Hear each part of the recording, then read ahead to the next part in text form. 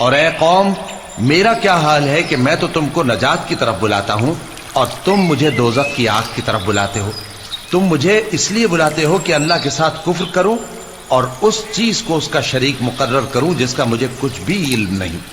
اور میں تم کو عزت و اقتدار والے بخشنے والے معبود کی طرف بلاتا ہوں۔ سچ تو یہ ہے کہ جس چیز کی طرف تم مجھے بلاتے ہو اس کو دنیا اور آخرت میں بلانے کا کوئی فائدہ نہیں،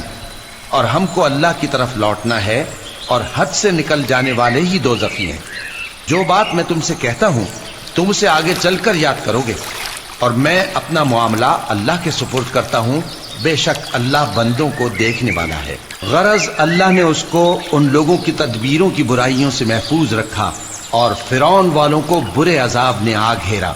یعنی آتش جہنم کے صبح و شام اس کے سامنے پیش کیے جاتے ہیں، اور جس روز قیامت برپا ہوگی حکم ہوگا کہ فرعون والوں کو سخت عذاب میں داخل کرو۔